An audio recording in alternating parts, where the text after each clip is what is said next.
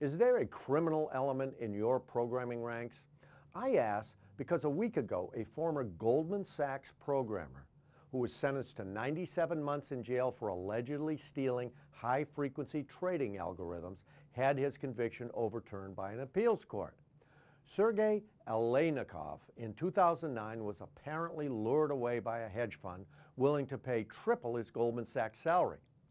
In his last days at Goldman Sachs, he was alleged to have downloaded code which led to his conviction. Despite the overturned conviction, I wonder how many programmers and developers have jumped to the dark side. When I reported an exhaustive story in 2009 about the technology Bernie Madoff used to conduct fraud, the first two people I wanted to interview were two of his programmers, enablers, so to speak.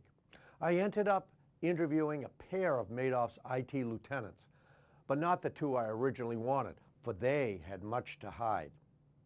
At the time of my story in the fall of 2009, the pair was waiting for the boom to be lowered. They have since been arrested, indicted, and are presumably waiting trial.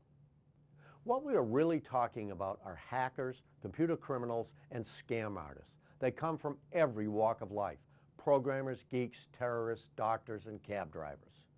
We've never really acknowledged there is a problem in the ranks of developers and programmers because there may not be. But many security breaches are inside jobs. Who is better positioned to take advantage than a developer of a system or application?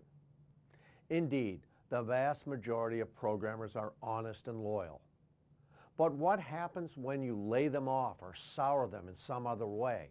For CIOs, the Aleynikov episode is a cautionary tale.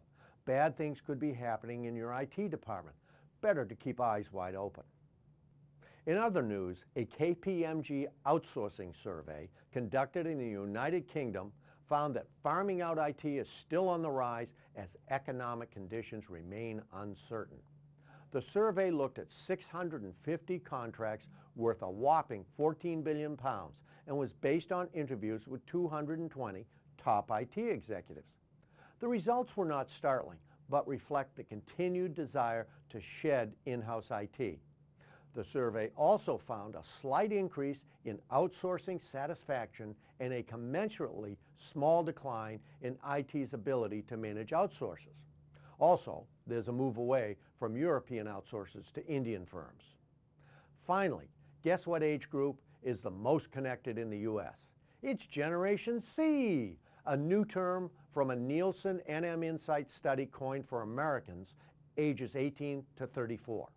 While they account for just 23% of the U.S. population, they make up 39% of smartphone users, 33% of tablet owners, and are responsible for 27% of the online video consumed. These stats come from a study entitled U.S. Digital Consumer Report. It has many revelations which could influence a CIO strategy. You can find the results at the Nielsen blog. What's hot at the Enterprise CIO Forum? Check out two posts that are generating robust discussions. Is the cloud the railway of the 21st century? And CIO Martin Davis's post, Change Management, Cracking the Code of Change. I'm John Dodge, Community Manager of the Enterprise CIO Forum. Thanks for watching, and see you again.